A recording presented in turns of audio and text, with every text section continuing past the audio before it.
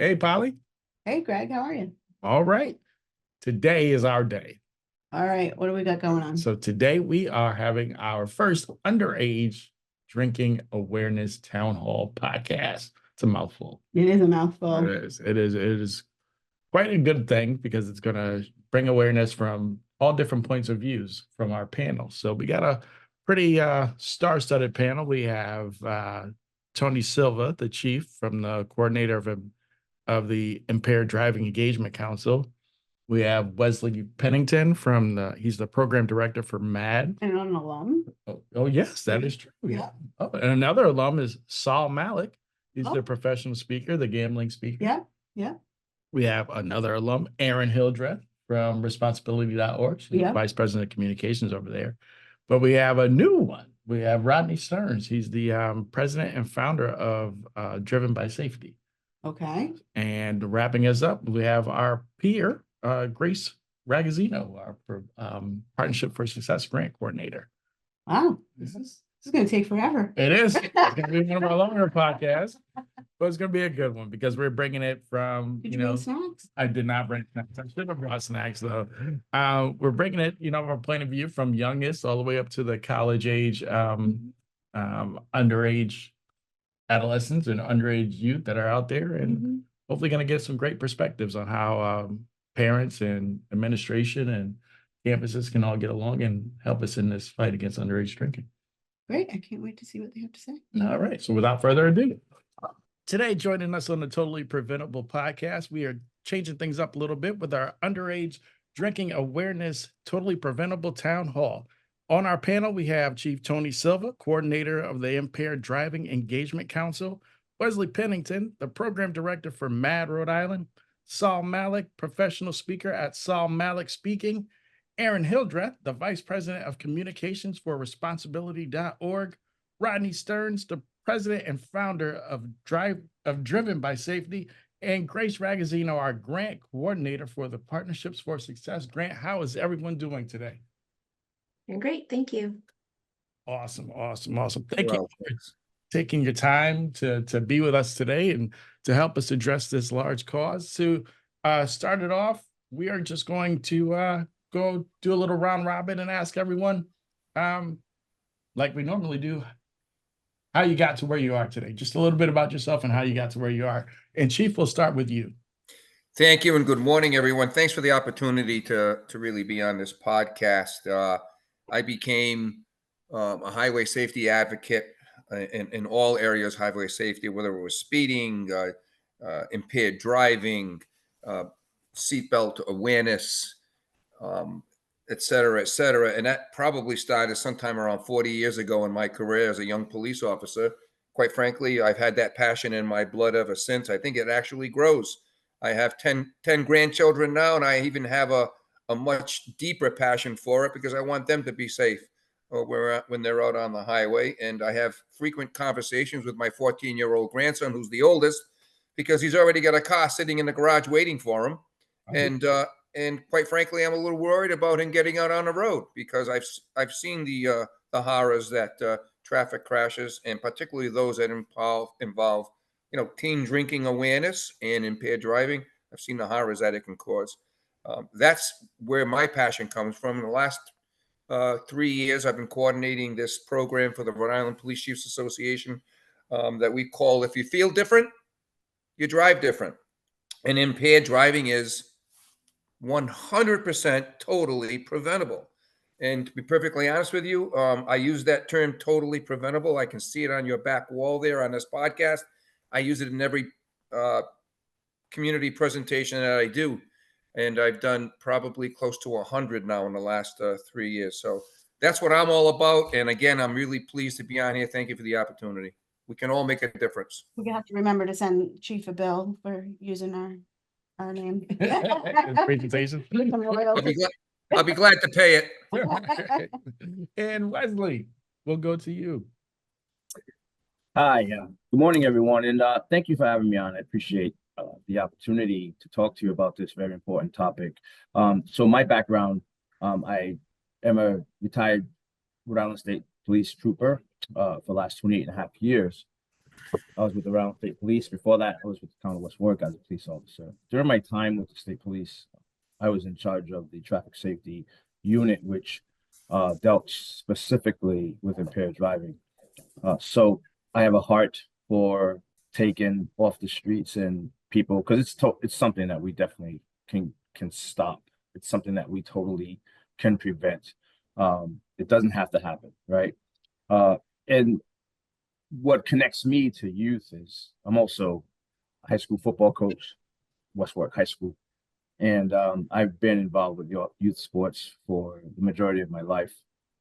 So I have a passion for seeing young people just having the ability and the opportunity to be productive citizens in our community and having that chance to do that. And, you know, when we bring in the subject of underage drinking, that definitely comes into play in reference to preventing them from having an opportunity to be productive citizens in our communities.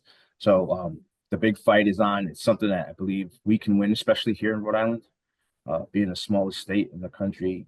If we can't win the battle here, I don't know that it can be won. But thank you for having me and appreciate you guys. Thank you.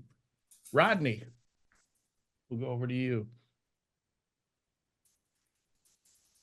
So I started this fight. I used to be a paramedic.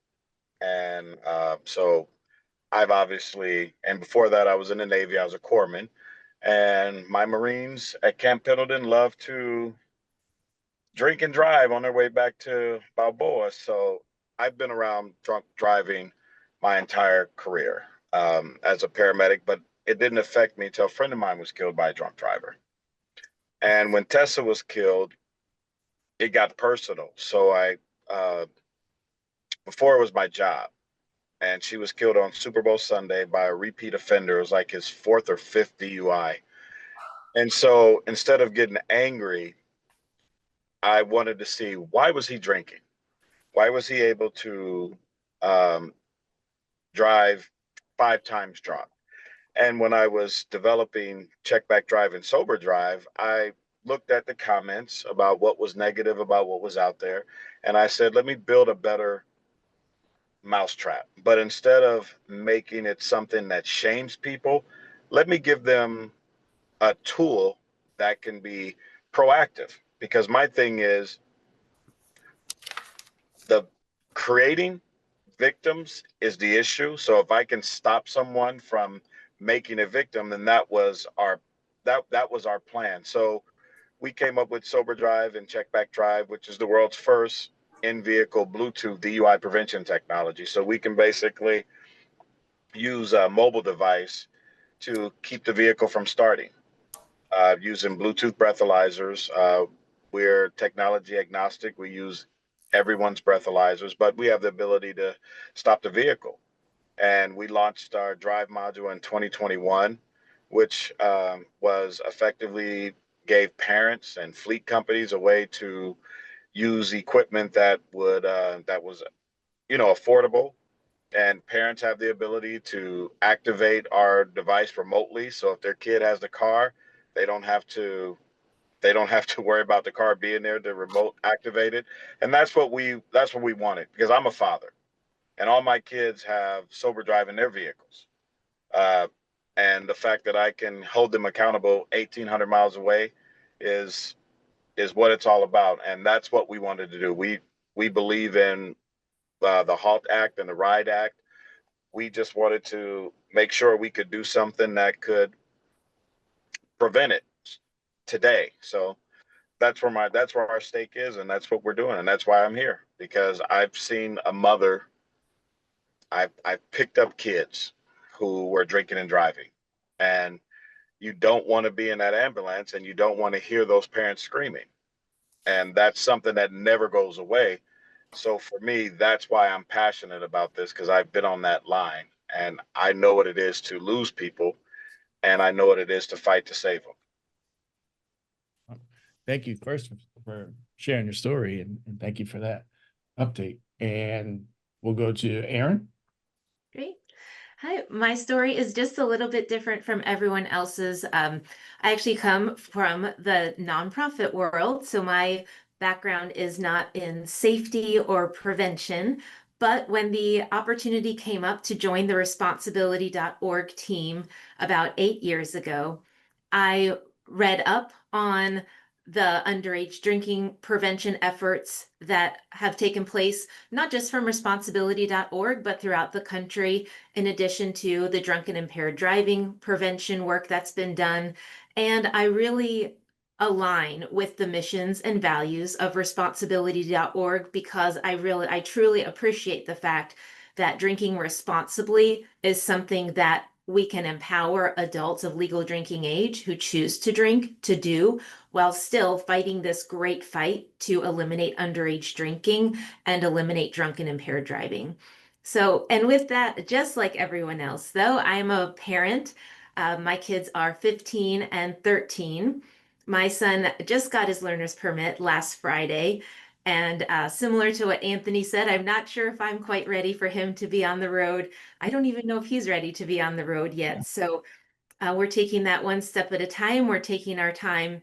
But in terms of the work that we do at responsibility.org, we often say we all have a seat at the table of responsibility. And so I'm just so happy and proud to be part of this table today. Thank you. And we'll go over to Grace. Yeah, so I am, unlike other people in this call, I'm not a parent. I recently graduated from the University of Rhode Island 3 years ago. And growing up in Narragansett, I was very aware of the story of Katie DeCubulis and Marsha Bowman and that accident. It was told from the day I was born, basically. So growing up, that story always lingered in the back of my head. And when I got my license and, became a junior, a senior in high school and early college, I was surrounded by people that were driving under the influence. And while I'm grateful that I don't know anybody personally that's been killed by drunk driving accidents, there have been, in the 4 or 5 years that I was at URI, there were at least 3 to, I think maybe 6 kids that were killed from drunk driving. So for my entire life, it's been a very deeply rooted passion of mine, knowing that it's something that is completely preventable, totally preventable, and knowing that there are other options out there today.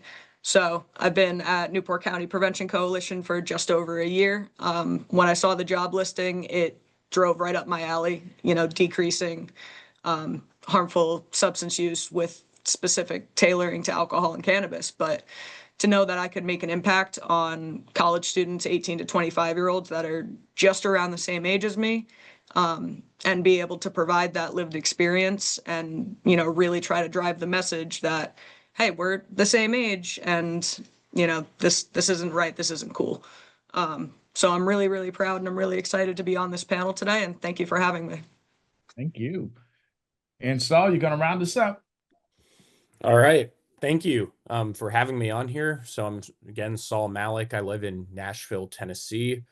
My background is in gambling addiction, and I was pleased to be included to have this different perspective on today's podcast, because I think when talking about gambling, I have a personal history as a college student who got in the trenches with sports betting and all around risky behavior associated with an addiction to gambling. Now in long-term recovery, my involvement is speaking to high schools, speaking to colleges, working with prevention councils to address the onslaught of youth gambling, especially with young men who are privy to developing problems with sports betting. And so on this panel today, I'm offering the perspective of gambling, connecting it to alcohol use and those risky behaviors. And I can speak from personal experience too, and in saying I didn't drink alcohol at all in high school, and then I went off to college and wasn't a huge drinker. But when I got really bad with my gambling, I started to drink when I was trying to numb the pain of the gambling. And I would also, sometimes be drinking and driving, not caring about my outcomes because I was just living a very risky life. And so I think this perspective can be helpful as more gambling is coming up, how it relates to alcohol use and just all around risky behavior. So thanks for having me. Thank you, everyone. Thank you. So let's start it off with our questions. Erin, recent data in Rhode Island has showed past month alcohol use between youth 12 to 20 has dropped. What role do you think open conversations between parents and kids play in achieving this goal and or these levels? And how can communities encourage these talks sooner? So I love sharing this good news with people because so often people just assume that all kids are doing it, all kids drink, all kids are making these decisions. It's a rite of passage, it's the norm, it's all over social media.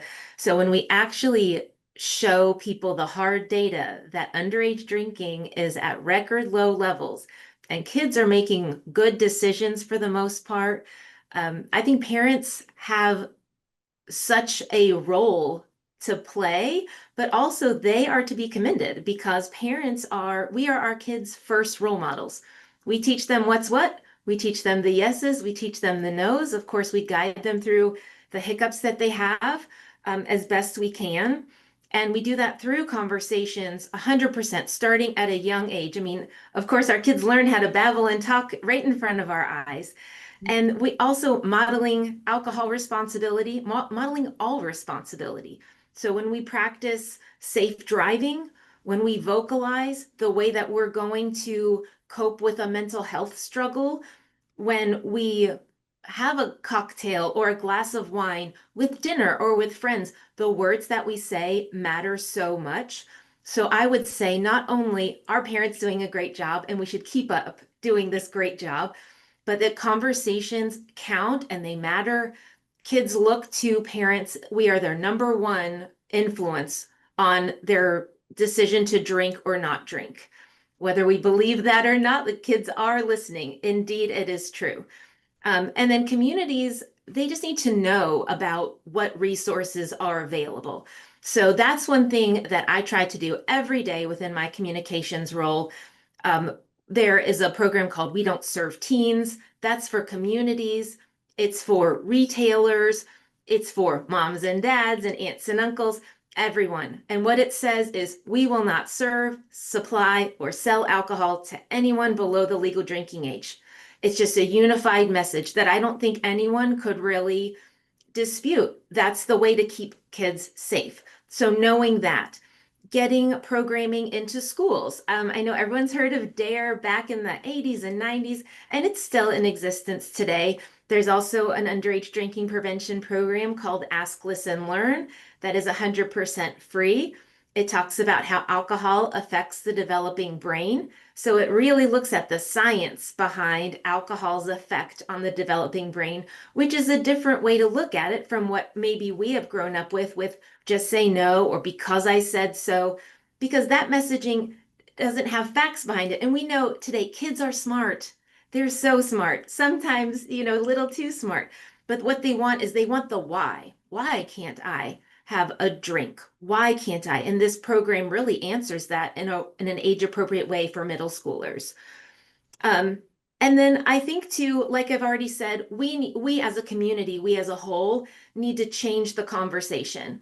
Underage drinking is not the norm. So when we hear people say everyone's doing it, it is our responsibility to say it's not everyone's doing it. And I'm not a well actually person, but actually underage drinking is the lowest we've ever seen it, and it's moving down.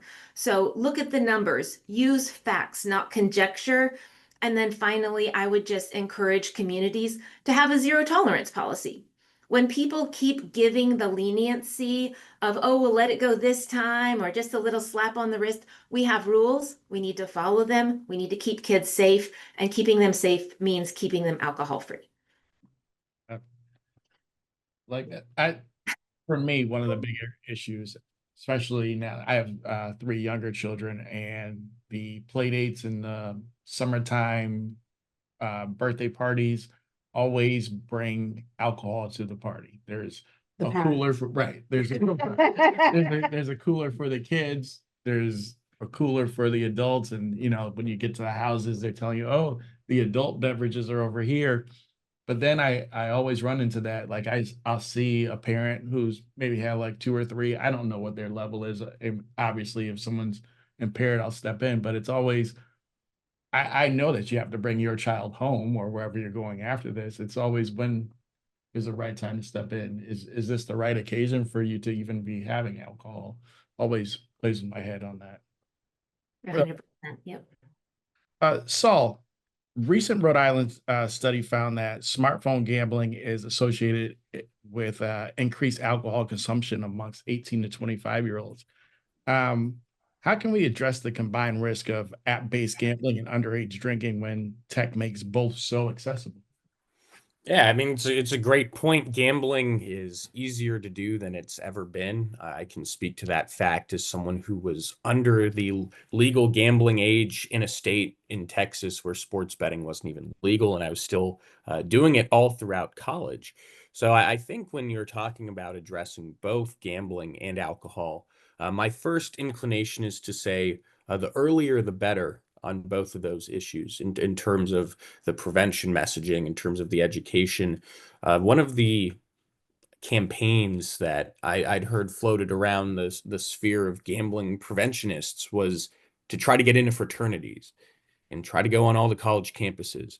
And certainly, I'd say that's better than nothing. But by the time you're in a fraternity, and there's the first thing you see when you walk into the frat house is a poker table, and there's beers everywhere, like the messaging is a little bit late. And so I'd say when I hear these other panelists talk, and then they talk about getting into the schools at an earlier time frame, I think the same has to be said about gambling and combining some of the same messaging in the gambling talk as the alcohol talk. And really, as I think about it too, the fact that it is just one talk doesn't always sit right with me. Like I feel that I'm have an effect when I go and present at a school. But I think the other piece of it is that the gambling talk and the alcohol talk need to be these ongoing conversations that aren't just a one-off assembly. Again, I think the one assembly is better than nothing and it starts the conversation. But I think starting the conversation needs to then lead to something more. So when it comes to gambling, I know that I think that it would be great to start earlier talking about probability and just about the statistics of it, of how it's a losing game, of how it's risky from a very young age to where someone's not already off in college drinking and gambling. And of course, the risks associated with both. So that is my primary thought on that, is that I would just start the conversation with both of those earlier and find a way to link the two when talking about the risks associated with them. So after our last conversation, I went home and talked to my sons, their adult sons, because I don't know a lot about online gambling and how it's woven into games really geared for young kids. They really opened my mind. I'm like, what do you think? Are they loot boxes? Or they told it was like another language, but as young adults, they were amazed at how much gambling is allowed in those. I don't even know, is it Roblox? I don't even know, but how they are really gearing kids up to gamble at a young age. So I feel like these conversations should really be super early, like much earlier than you think your kids are starting to gamble. Yeah, it's a great point. You're right. I mean, it's even those gambling adjacent sort of games that take form at a very early age. Right. Rodney. So in Rhode Island, about 26 of underage teens have ridden with a drunk driver. How can Sober Drive's technology and services help prevent these risky rides? And what specific partnerships with colleges and parents do you envision to reduce these numbers? So thank you for the question. So what we're doing is, with the technology, it's one thing to tell your kids not to drink, and it's another thing for them to go to college.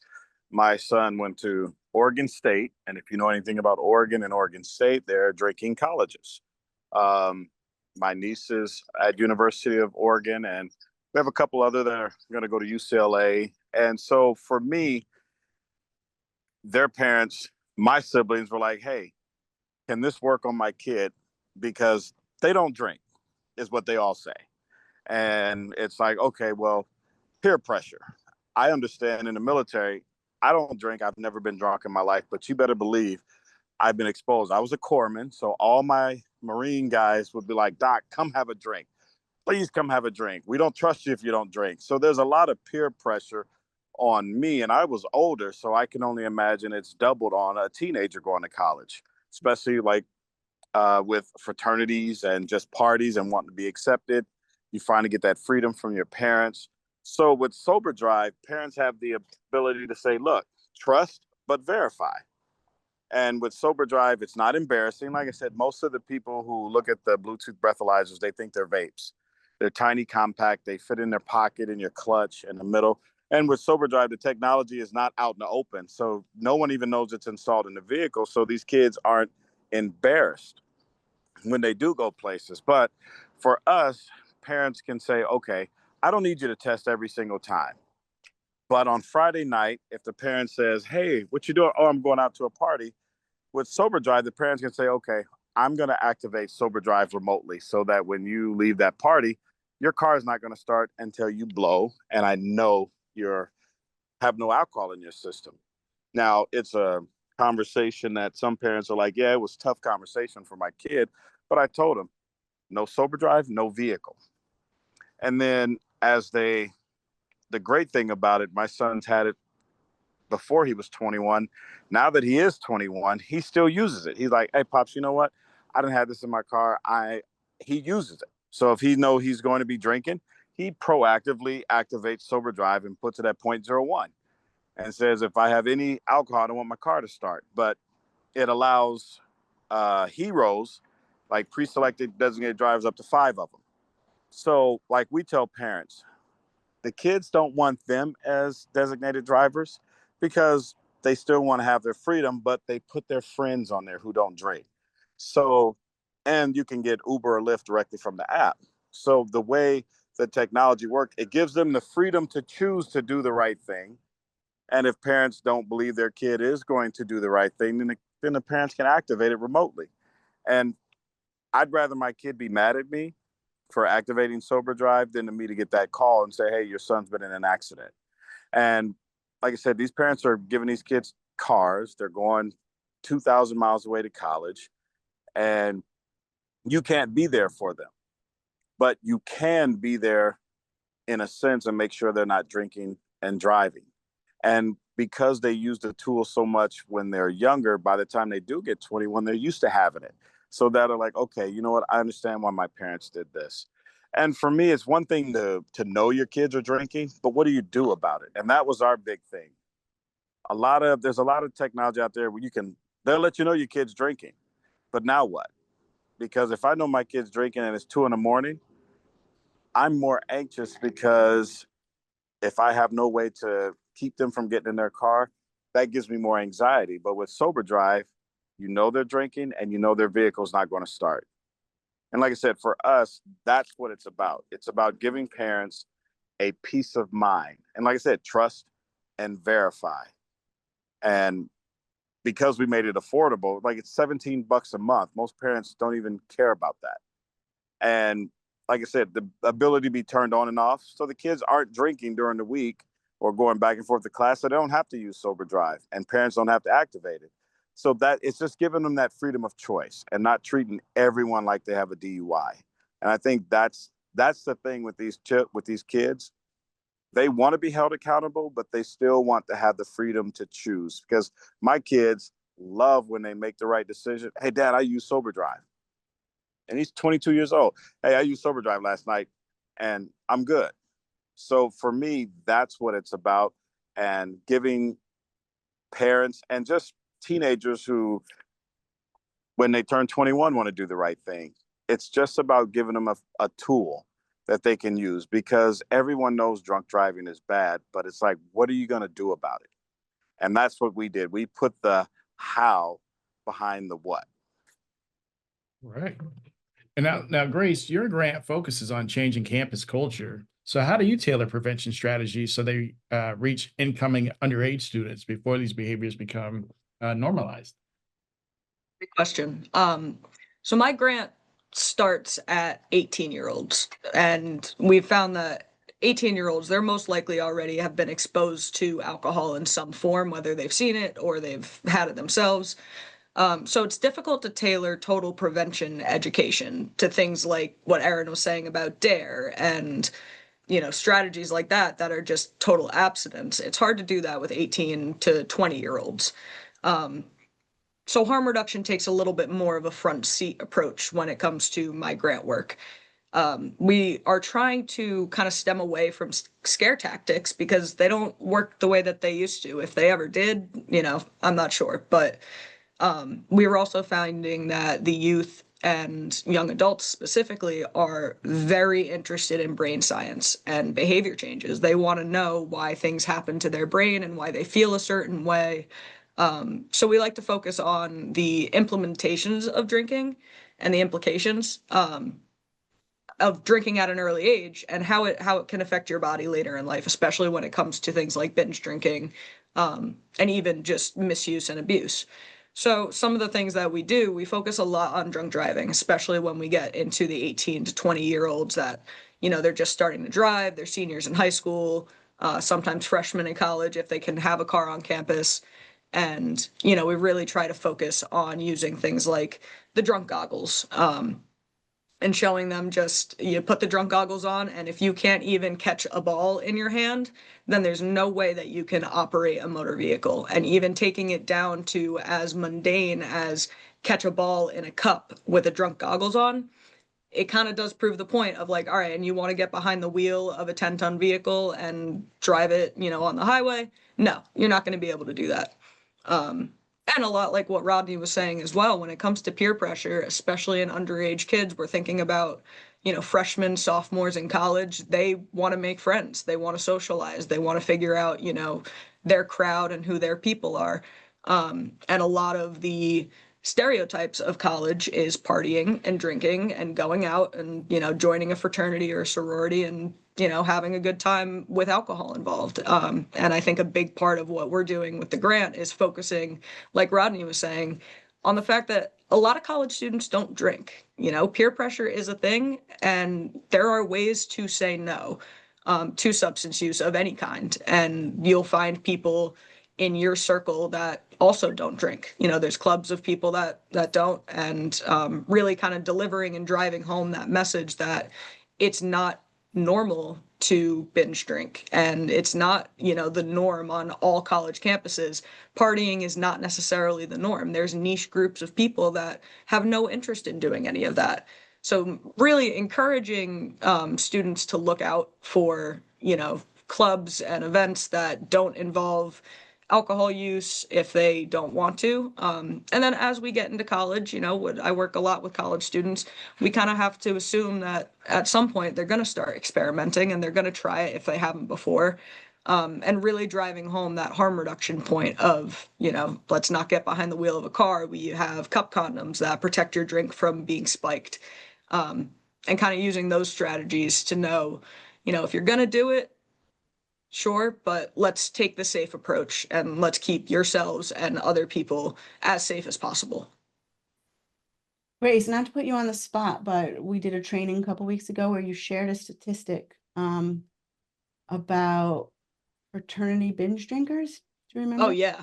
Yeah. So we found a study reported that they surveyed, I'm not sure the exact number. I think it was somewhere around 300 ex-fraternity members, and believe it was 35% of the fraternity members, or no, it was 40% of the fraternity members still had a binge drinking disorder at age 35.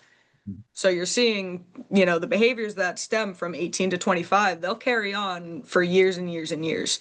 And you have to imagine that those people that are 35 with a binge drinking disorder also, could likely be under the influence and driving their car. So giving those sort of statistics as well, as much as throwing data at students, sometimes it sticks, sometimes it doesn't, but really driving home the direct points of these things carry on later in life. Once college ends, doesn't mean the drinking problems are going to end. That's right. Thanks, Grace. Wesley, Recent study from Brown shows that students who witness frequent intoxication among peers are significantly more likely to drink themselves. For parents of college students, how can they support MAD's work to shift campus norms so that everyone that drinks is no longer the expectation? Yeah, that's a great question. So it starts at the home, starts in the home.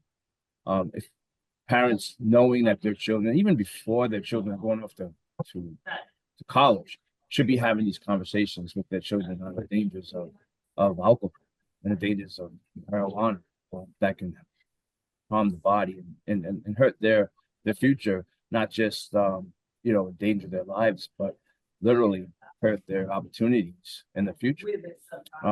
MAD has several programs that we give out to schools, to parents. One's called Power Me, which starts at the grammar school level.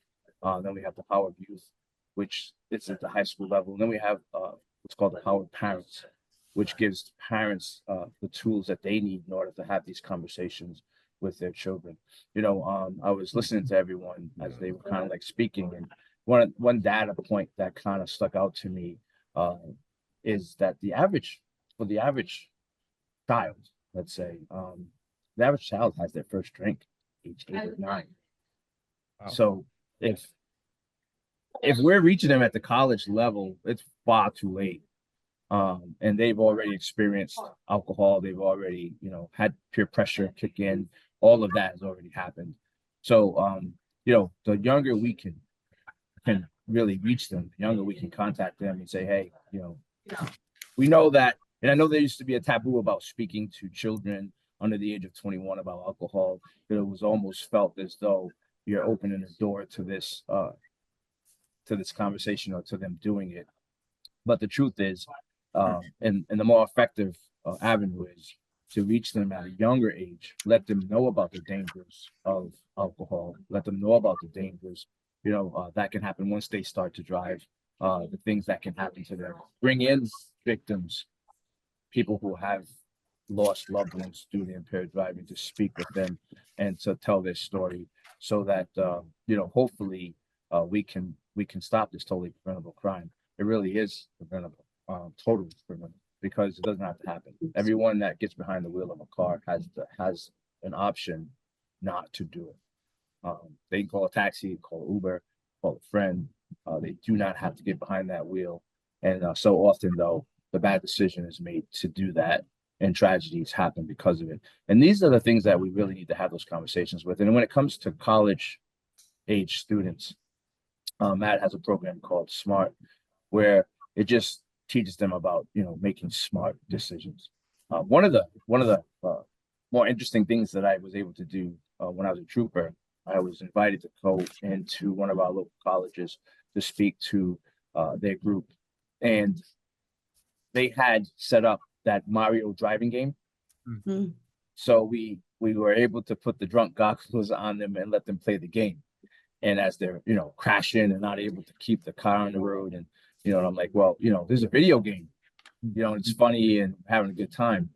But just imagine if that was real life and you're out on the road and something like this happens, it can change the trajectory of everyone's lives, and the rippling effects of those crashes go on and on and on for generations, and because of one bad decision.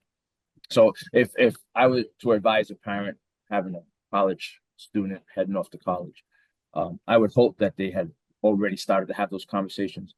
But if for some reason they have not, I would definitely ask them to sit down with their college student and ask them how they're going to respond. Maybe do some scenarios. How are you going to respond when this is introduced to you, and your friends say, hey, we're going to have a drink, or hey, we're going to go out to the bar and we're going to do this. What's your response going to be? How are you going to act that out? Because I've realized that if we can somehow work it out in our minds on how we're going to respond to these situations, then it's more the probability is more that we're going to be able to respond properly. If we don't have those thoughts in our minds and it's just presented to us, then the chances are that we're going to make the wrong choices and the bad decisions. Now, Chief, Rhode Island law sets the blood alcohol count limit for underage drivers at 0.02. How does the council work with college campuses to raise awareness among students and parents about this particularly stringent threshold? Well, thank you, Greg, for the question. We've been working with, again, in this program over the last few years with our college campuses and our neighbors, really to bring the message home that, if you feel different, you drive different. And I have to tell you that in listening to all of the comments so far, my position, I've been around a long time, right? And my position on this really has evolved 180 degrees because, back in the day when I was in the classroom with the DARE programs and that were run by the police departments and the total abstinence messaging that was going on. And now I fast forward 30 years later and I'm at a driving school, whether it's one of the driving schools run by the state or driving school run privately, or I'm on the campus of URI and I'm having discussions. The messaging now is, hey, look, I know, but I'm not going to say this, but I know you're going to drink. You're a college kid. You're 17 years old. You're out with your friends. It's accessible. And we're not even talking about the cannabis problem today, but that's another problem in and of itself when it comes to impaired driving. But yes, the numbers are down, and I think it's wonderful that the numbers are down because it means something's working out there. But there's still too much drinking going on. And when I talk with the university students, particularly, and they tell me what goes on, I pull them aside and I tell them, listen, you got to help me out here. I don't want to know your name. I just help me out and tell me what's going on Thursday nights when you start your parties and you're bouncing from frat house to frat house, or you're living off campus and you've got a red cup party going on. Tell me how much drinking is going on. I'm really pleased to hear that, we drink, but we always have a designated driver, and the designated driver doesn't drive. And I have family members. I have nieces and nephews who are in colleges and universities scattered across the Northeast. And I hear the same messaging from them too. So I think the message here is, and what we're doing is, it's all about awareness. It's about frank discussions. I would never walk into an audience with 100 university or college students in and tell them, but it's accepted that we know they're going to do it. So what tools can we give them so that they can ensure that they're safe when they're out there and they're doing this? Our program has received really good feedback and evaluations. And I think when you're invited back and, consistently to deliver the program, it's because we're getting good feedback and good vibes, not only from the student community and the student body, but also from the faculty as well. Great points. Thanks. Erin, back to you. You've made it around once. Great job, everyone. Rhode Island research shows that youth whose parents store alcohol securely and discuss the risks are less likely to drink early. What specific age-appropriate tools can parents use to help youth resist peer pressure and make safer? Sure. I think this is a really great question. And because Responsibility.org is funded by the distilled spirits industry, I often speak to parents and people, and I myself have more alcohol in my house than maybe the average Joe, because those are our funders. So the conversations are really important. And they are probably not as hard as people think they are to have, because again, kids are inquisitive, they're smart, they get it, and they ask really good questions. So I do think that, I forget if it was Anthony who said it, or maybe everyone has kind of hinted to it, these open and honest conversations, kids are ready for them. If they're seeing it, it's time to talk about it. So I think starting at a very young age, we often say, and this goes to exactly what Saul's message is too, you don't have one risk on Monday on Tuesday, you have a totally different risk, and Wednesday, a totally different risk. So you have to just talk about it as a whole. These are the peer pressures, these are the risks. And starting even as a little kid, just the difference between what is right and what is wrong. Biting, wrong. Don't do that. Going up the stairs with a blanket over your head, wrong. I do not know why my kids did that so many times, but that was a big thing in our house. So just going the difference between what is right and what is wrong, what is good and what is bad, what is safe and what is dangerous. And you start that as babies. And then when they're 5, of course, the conversation changes. Same as when they're 8, same as when, you just keep going and going. And even to this day, as adults, we have conversations with each other about what is right and wrong and good and bad. So I think that those conversations, they just evolve.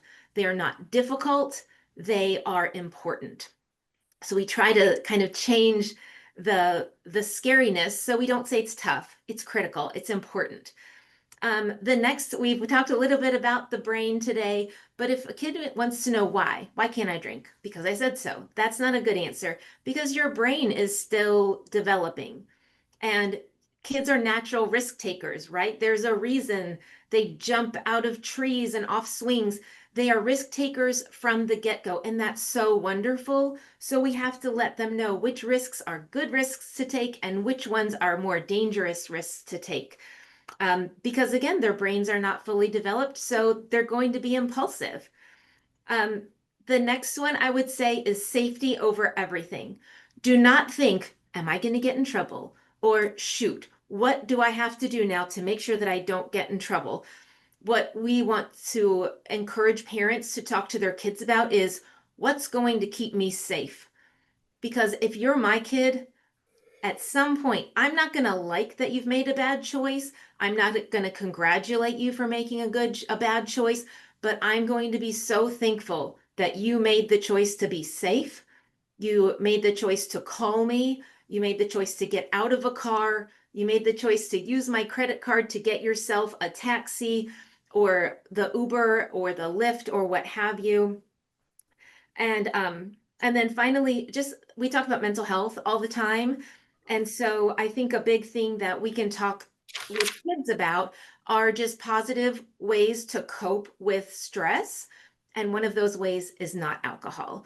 So when we talk about mental health, there are so many different ways to address mental health struggles. And I'm not a mental health professional. And, those people do some amazing work. But I do know that as a parent, if I say, you kids drive me to drink, or gosh, it's been a hard day, I need a cocktail, my kids hear that at any age. And so they say, oh, so when I'm stressed, I should drink. So instead, we can say, I've had the worst day ever, I'm going to go for a jog. I've had the worst day ever, I'm going to shut myself in my bathroom and take a hot shower for 40 minutes. Because that's what's going to make me feel better. So really paying attention to the words that we use, and again, modeling this great behavior, naming the behavior as we're doing it. So we just reinforce all of this, really just prioritizing safety. I will say I waited many years to become a parent, just so I could say, because I said so, because I heard it all childhood. I couldn't wait to be able to use that with my kids. Ugh. I said I would never say it, but there were just a few times that I did bust it out, just because rarely, but sometimes you're just like,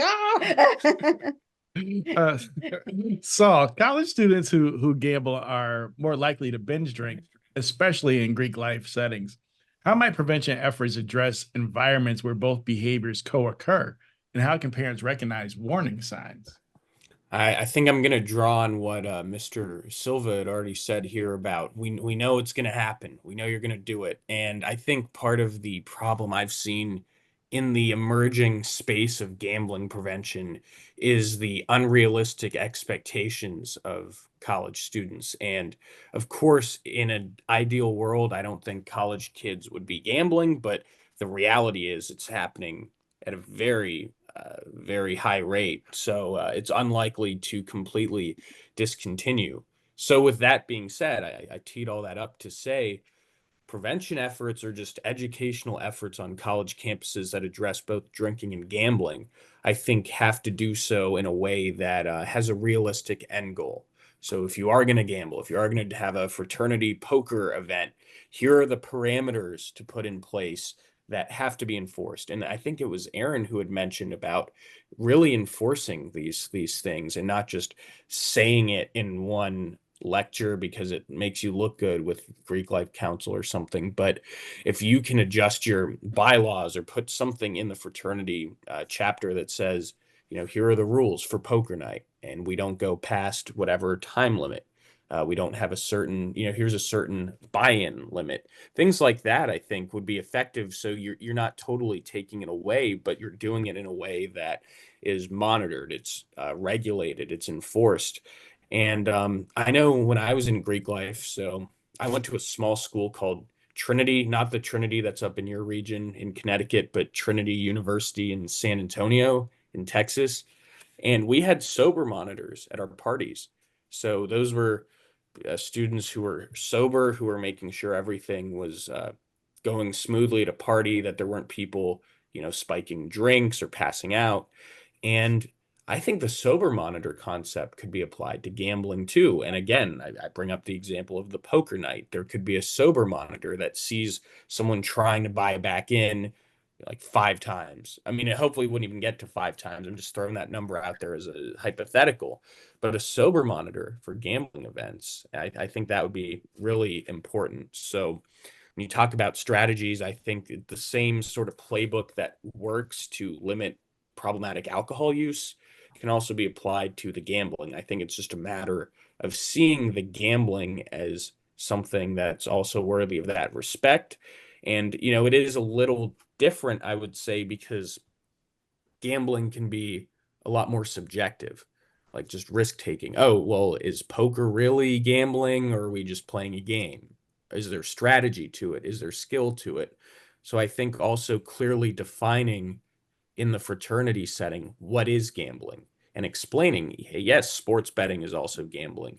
So setting that explanation ahead of time and then putting out some sort of enforcement regulations, and then really having that ongoing education, because I know it's out there for hazing. I know it's out there for, sexual violence, for alcohol. And so I think what you do with alcohol, you can do with gambling as well. Thank you. Rodney, studies find peer pressure and Greek life culture are strong drivers for underage alcohol use. How does Sober Drive approach these dynamics to create environments where students and their peers intervene before alcohol leads to danger? So one of the big things that we talk about with parents is the deterring factor of Sober Drive. So when my son was in college, he didn't like to drink, but he also still wanted to remain cool with his friends. So when they would ask him to drink, he would basically tell them, oh man, I got Sober Drive in my car, and if I drink, my father's going to find out. I don't want to get you guys in trouble, so I'm just not going to drink. So he actually used it to his advantage. And the kid's like, oh man, oh yeah, okay, we're not even going to ask you to drink no more, because if you get drunk, then they're going to know we had alcohol. So they never asked him again. And he was able to use that as a tool to get out of drinking. And then we also have parents that work with, but not parents, I'm sorry. We had students that have Sober Drive in their vehicle. Their fraternity has designated drivers, people in the fraternity that don't drink. And so anyone that has Sober Drive, one of their heroes is that fraternity member. So if anybody does drink, that fraternity member will get that text. So if you activate Sober Drive and you're drunk, your car won't start, but then you're able to send a video message. You're able to send a video message to your pre-selected heroes or designated drivers. So they'll get a video message from you and your GPS location. So with the fraternity said, if you're going to be drinking, use Sober Drive. They have a dedicated person that would get that would be the hero for everybody in their fraternity. So that person would come and get them. They get the video message, their GPS location, and it basically solved that problem. And I think that is the kind of thing that can be implemented on every single college campus, because we're working with, so I'm in Detroit right now, and we're working with some folks who work with the University of Michigan. They're trying to make, if you're going to be an incoming freshman and you have your car, you have to have sober drive implemented in your vehicle, because they have a real issue with underclassmen drinking.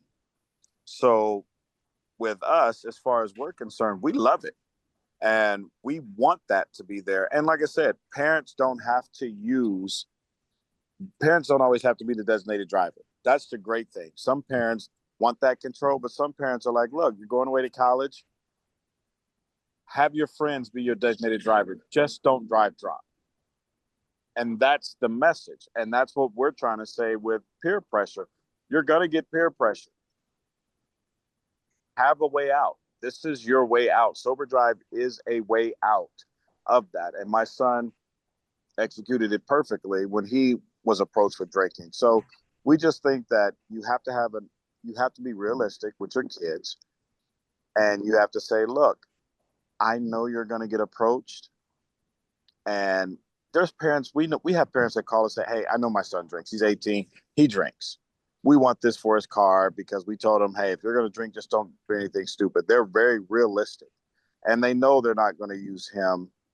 I mean, he's not going to use them as his designated driver because he doesn't want them to know he's drinking, even though they already know. So, but they told him about peer pressure and talk to him about it. And he's been on a system for almost 2 years. And we had one parent whose daughter blew 42 times trying to start her vehicle because she was drunk. 42 times. And the parents were able to see it because the parents, we have facial recognition on there so they can't have friends blowing for them. She blew 47 times trying to start her vehicle until one of her friends came and got her. But we prevented that vehicle from starting, and her parents said, wow, she's never drank. But this was her freshman year in college, and 4th of July weekend, it happened. So we know it happens. And like I said, sober drive is just a tool. It's not a control thing. It's not Big Brother. It's like, here's a tool that you can use to get out of drinking, or if you are going to drink, because we're all human, don't make a fatal mistake. And that's what it is. We know peer pressure has trumped good parenting throughout time. So me as a parent, I can't be somebody that says, oh, my kid, I taught my kid better than that. Yeah. You have to be realistic about it and get your head out the sand and say, you know what, I would rather be mad at you than bury you. So here you go. And that's really the short of it. That's good. Look at it. But it's the truth. I'd rather be mad at you than bury you. That is true. Grace, research confirms that parental attitudes continue to shape students' drinking choices even after they leave home. What guidance does your grant provide to help parents stay influential once their teens step onto campus? And I can answer that with a little bit of, research and honestly a lot of lived experience. When it comes to students, especially first-time college students, I personally and within our grant, we really like to urge parents to keep an open flow of communication. Despite the fact that your kid is going away for the first time and they're on their own, your kid's on your own for the first time. They're still going to call home. They're still going to say, Mom, I need toilet paper. Where do I go get that? Or, Mom, I need to do this. Or Dad, somebody wants me to go to a party. What do I do? So we really urge parents to keep that sort of open flow of communication and to be honest and to, be real, because at the end of the day, parents are humans too. They're going through life for the first time, just like they were, just like their kids are. And parents were 18 to 25, they were in college once too. So they have lived experience as well. And like Erin was saying, with coping strategies and, finding that I need a drink, I had a bad day, I need a drink, to kind of stem away from that and to have parents help, encourage, their kids, especially first-time college students, to, go join a club or go find, other ways to socialize aside from going out and drinking. And on top of that, if a parent finds out, a lot like what Rodney was saying, if a parent finds out that their kid was drinking, or, got into an accident or something bad happens, to kind of keep that, look, I'm disappointed, I'm upset with you, but I'm happy you're alive. I want you to take this and understand that I want you here, and that's why I'm so upset. To really have that sort of open flow of communication can really, it leads a long way. I've personally had a lot of conversations with my parents about substance use in the 5 years that I was in college, and saying, look, I'm going to go out, I'm going to have some fun with my friends, but I have a designated driver, or, my sister's coming to pick me up. We're all Ubering, something just so that they know and I know that they know. And even then, to be able to, I was lucky enough to go to a college right next door to my parents where they live. So, they were very open and said, if you ever need, you can call me at 3 a.m. I don't care, but I want you home safe. And I think that really goes a long way when it comes to sort of that being so open, because while a parent might assume that their kid knows that they'll always be there for them, the kid might not, so sometimes it really takes a parent outwardly saying, I'm always going to be here for you. You can call me. Really, those verbal cues can mean a lot. As well as, honestly, keeping parents informed on data and numbers and the local news, and talking about lived experience. My parents talked a lot about the Katy Decubulus crash when I was a kid and growing up, and their parents and their friends, lived experience with drunk drivers. And it really, it can hit home when it becomes personal. And then we also have strategies within the grant and within our office, educating parents on like social host laws.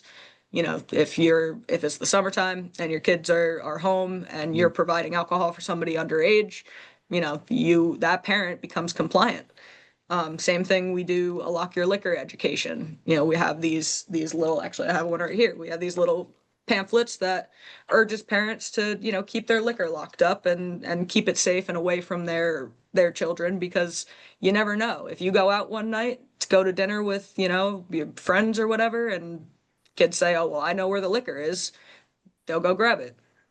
As well as things like lock bags, if we're talking about cannabis and other prescription drugs, as well as even like those little airplane bottles, the nips we call them in Rhode Island. You can lock those up as well. So really just urging parents to have a conversation, as well as when we're talking about like other parents, and say their student's a sophomore, they have a group of friends, they know who they're going with, they go to their friend's house over the summer, and to urge parents to say, I don't care if my kid's 19, 20 years old, I'm going to call so-and-so's parents and just make sure that, I know what's going on the other side of the house. So really the biggest takeaway from when it comes to parents, especially college students, they're on their own for the first time, but they still need some parental support, and to have that open line of communication really, really goes a long way. Right. I still use that line on my kids. Not that I shouldn't say not that I would, but I'll be like, do I need to call their parents? And so when I say it now, my kids get like super mad because they're adults. And I don't think I would call their parents. Maybe I would. I don't know. Depends on what was at risk here, I guess. You never know. You never know. I'm not letting this secret out. Wesley, underage drinkers are more likely to combine alcohol with cannabis and prescription drugs. Sounds like a nightmare. How is MAD helping Rhode Island parents understand the compounded dangers of these polydrug use patterns? Yeah, one of the big problems that we have is that there's a lot of polydrug use that's happening, but we're not able to capture the data, so to speak, because in most cases, we're looking for the alcohol part of it. And because the alcohol may be there and they may be over the limit alcohol-wise, then it's called what's called an alcohol rule-out. And we mostly charge the alcohol. So we're not grabbing all the data to show that this is a big problem. that poly drug use, whether it's alcohol or marijuana with other illegal drugs, is being used not just by college students, but by most people. I would go as far as to say that most times it's not just alcohol, it's not just marijuana, but it's a combination of both other things as well. So kind of knowing that and being aware of that, parents have to really kind of educate themselves that this is actually happening, and not really kind of be naive to think that, my child may have a drink and that's all they're going to do. My child may smoke marijuana, and that's all they're going to do. But once they're in a situation where this is combined, and what ends up happening is I was a drug recognition expert as a trooper, so I was trained on how to detect anyone under the influence of anything other than alcohol.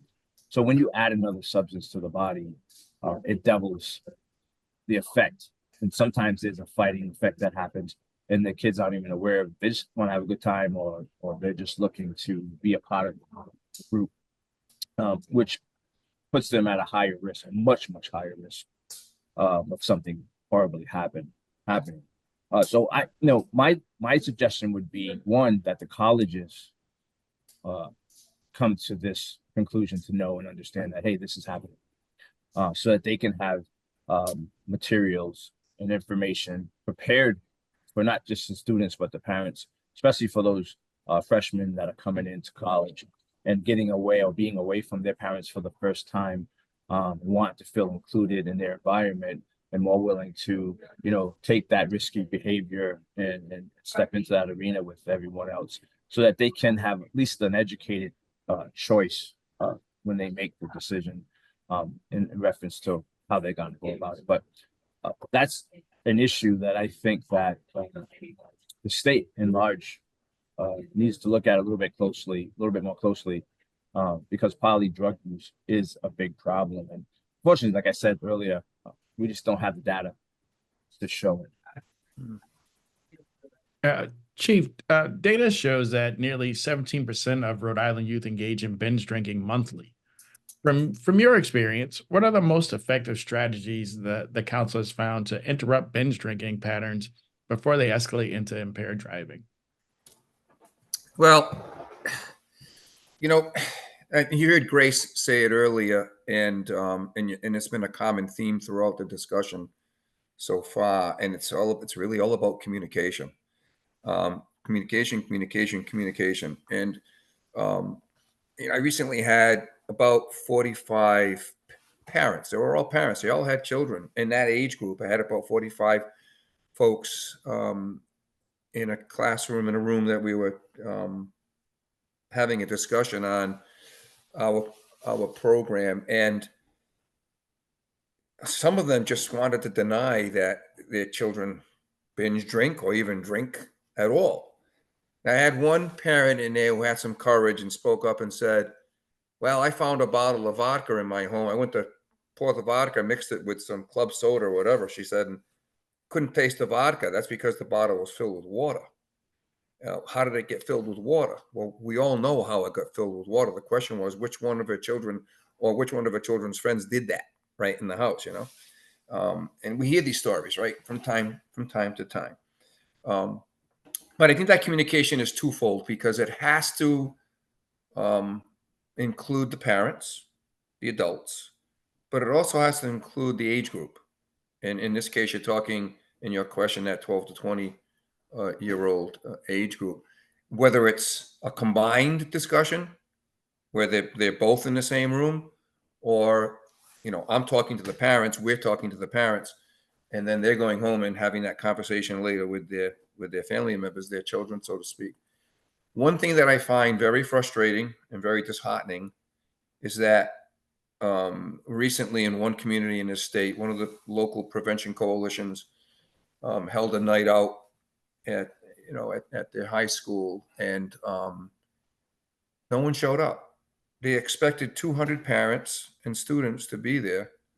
I was on the agenda to speak, and no one showed up, and they did a good job. And we see this happening, but that was the first time I actually witnessed no one show up. It would have been nice if 10 people showed up, but nobody showed up. Quite frankly, maybe because of my background, having been in law enforcement, and as I said at the introduction, seeing the horrors of alcohol use or poly drug use, as Wes just mentioned. If back in the day when I had 3 children, my wife and I would go. I said, we're going to this, and we're dragging. And if I could take my child with me, my child went along with me, regardless of whatever the age was. But and then the other thing that happens is when you do have this discussion, like with this group of 45, and I start giving them some facts that we have, and their eyes are like their silver dollar size open. It's like, wow, really? So you walk in thinking these people already know this information. They don't. We are the deliverers of this information, which basically really tells and focuses on, as you said, this is totally preventable, but there has to be some action taken in order to get to that point of making it totally preventable. And one thing I'll finish up with, I had one parent in that group of 45 who said, well, where do the kids get the alcohol? Okay, where do they get the alcohol? Let's talk about where they get the alcohol. And I happen to have in my bag of tricks with me a bag of about 200 fraudulent IDs. And at one point I just opened it up and I dumped it out, right? And I said, these are all fraudulent IDs. And there's a pile, right, of well over 200.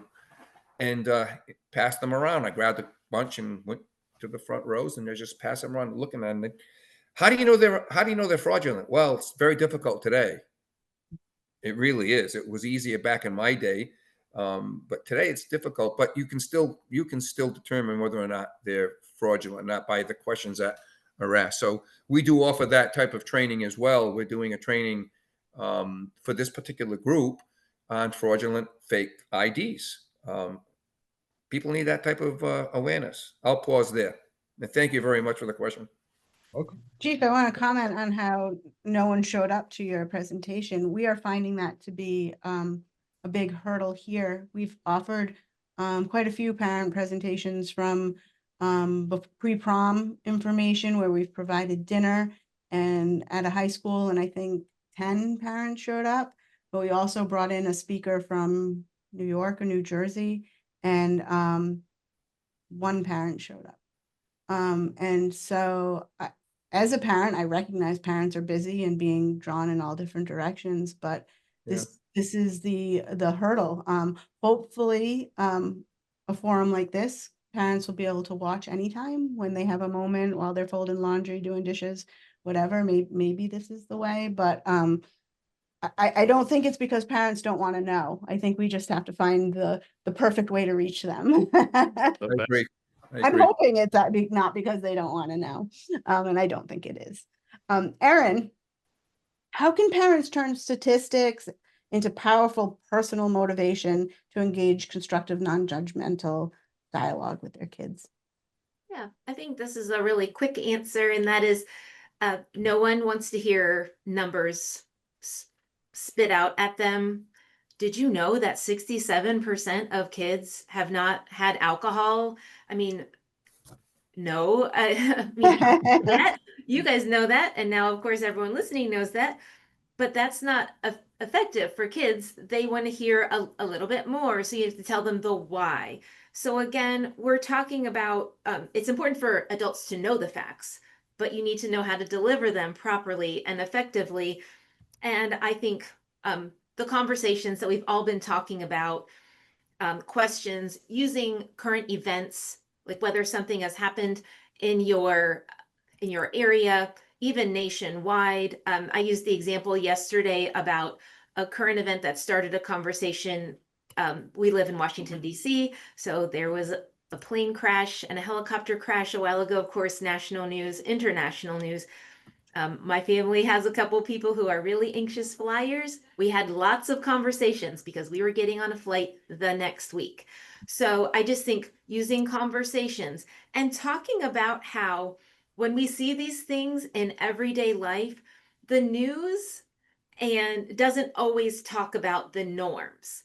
Because if you are going to land a plane safely, and that was on the news every day, we would hear thousands and thousands of times, a plan landed safely today.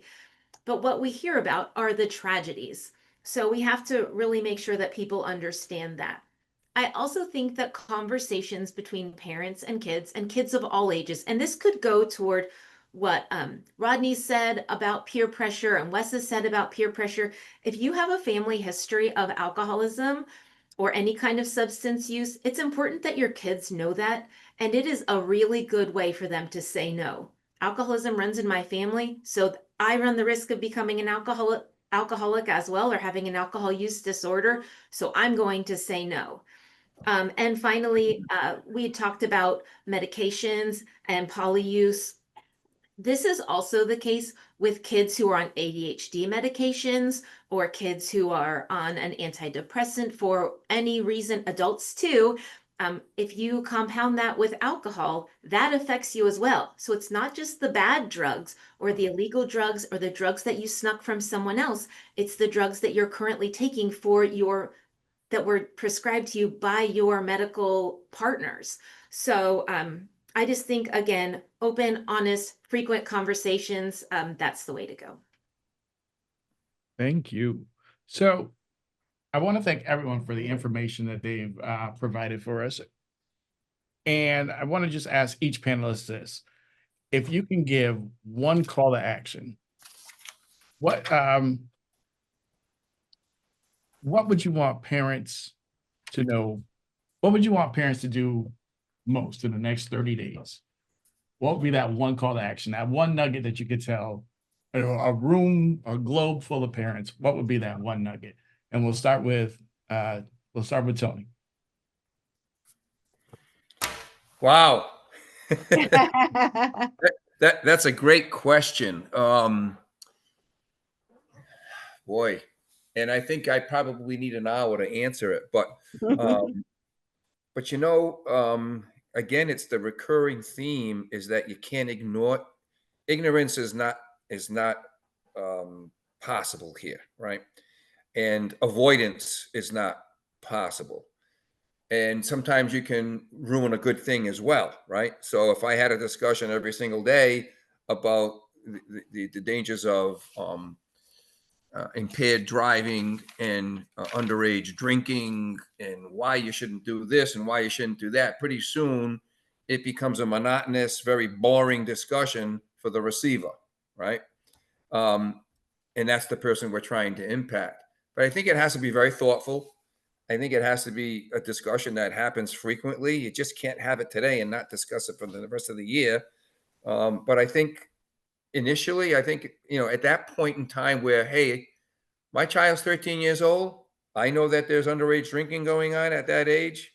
And some of that underage drinking can be binge drinking because there's just not enough information or education or knowledge to avoid that. I need to have frequent discussions about it. It just has to happen. The discussion has to happen, and it has to be with frequency. Yeah. Erin, what would your nugget be? Mine is simple: delay, delay, delay. The longer we can delay the onset of alcohol consumption, the better off our kids will be, and the less their risk of developing an alcohol use disorder in the future is. I like it. Wesley, how about you? What would be your one? I think I would kind of fall in kind of line with like what Chief Silva said. I think of from a victim perspective, if the victim could have their loved one back, the night before that happened, what would they say? And for those that maybe, had been drinking or so forth, I would say they would have the conversation. They would have the real, honest, the truth conversation to not, get in a car with someone that's impaired, not get in a car impaired, know that there are others on the road that are impaired. And even if you're not, think about those things, plan your time accordingly. So maybe you're not out on the highway in those peak hours, just really kind of, having those real honest and truth life conversations. And for underage drinking, parents just being savvy enough to learn the lingo, learn what's going on, learn the different ways that they're trafficking, the different things, because they've come up with a whole new system in how they use and how they do it. Learning all of that and being honest with their kids in reference to it, and knowing that, hey, this is happening. I want you to be safe. I want you to come home. I want you to live. So having that dialogue where the youth feels comfortable going to the parent and actually having those conversations with them and not being afraid to have those conversations. So being open enough for that. Thank you. And Rodney, what would your one takeaway be? My takeaway is that we just have to get proactive. We have to, I think there's discourse between like the ignition interlock industry and the dad's program and what we're doing. And like I tell everybody, it's not a competition for me. I've seen death as a paramedic. I've seen what happens when it affects someone close to you. And I think that with your children, being a father, I don't know what I'd do if I lost my children.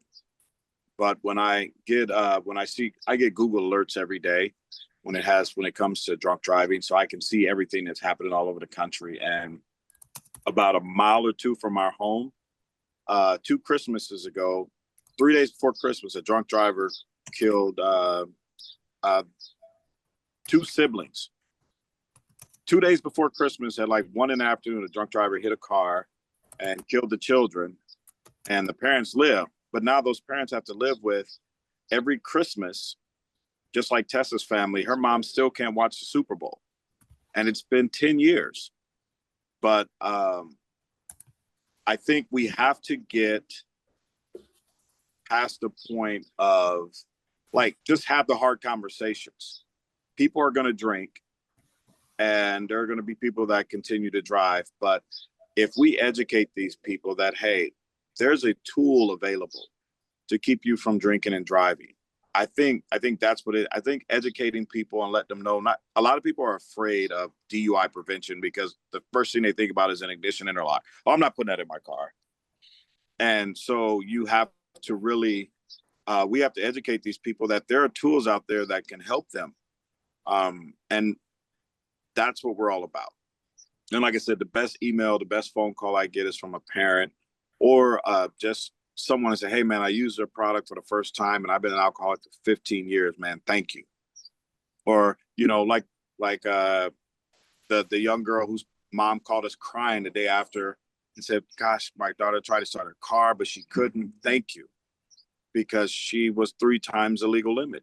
She probably would have killed herself or somebody else. So to me, it's having those hard conversations with your kids, trust and verify, and just everybody being on team save a life and not being in competition with each other. Thank you. Saul, what will be your one takeaway? My one takeaway would be parents' responsibility. What is the parent's role in gambling, alcohol? And for me, specializing in the gambling, be aware. Are you the one setting up the DraftKings account for the kid? Are you the one making the deposit? Are you the one hosting the party to be the chill, fun parent and serving minors alcohol? So I say that the responsibility starts with the parent. All right, Grace, bring us home. Okay, talk to your kids. If that's the one thing that I could take away from all of this, is parents need to have a conversation with their children about this kind of stuff. Whether it's a lighthearted conversation or throwing the heavy stuff at them, it means a lot for a parent to say, I want you alive, be safe. You mean the world to me. Right. And I'd be remiss if I didn't do this. I could start with the chief and we'll go right down the line. If our listeners and viewers want to get in contact with your organization, can you please provide your website contact information? So the easiest way to get me, please give me a call. love to discuss our program and do whatever we can to help you out. It's my phone number is 401-578-4220, 401-578-4220. You can email me at asilva@rhodeislandpolicechiefs.org. It's asilva@ripolicechiefs.org. Looking forward to talking with you. Thank you. Erin? Sure. Again, my name's Erin Hildreth, erin.hildreth@responsibility.org. And you can find all of the resources that I've spoken about at responsibility.org and our underage drinking prevention program at asklistenlearn.org. Wesley? Yes, sir. Wesley.Pennington@mad.org. We also have a Facebook page, Mad Rhode Island Facebook page, if you want to reach out to us, or you can reach out to us also at mad.org/Rhode Island. And you'll be able to reach out to us. Hope to hear from you. Saul? SaulMalek.com is my website if you're interested in my speaking services, present to schools, prevention groups, parents about gambling addiction from a personal youth perspective with the online gambling. So SaulMalek.com. I'm on LinkedIn and Instagram, Saul Malek Speaking. So feel free to reach out to me too. Thanks. Awesome. Grace? So Grace Ragozzino, Ragozzino @riprevention.org, or you can go to strategicprevention.org, go to the About Us tab and click Newport County Prevention, and you'll find my contact information as well as Polly and Greg. And Rodney will give you one more shot. You there? But we do know Rodney's from Sober Drive, and we will make sure that we put his information in the link. Thank you all for your time. What a wonderful, wonderful town hall. I really appreciate you all. Yep, appreciate you all and your time. Thank you. Have a great rest of your day. You. Thank you, guys.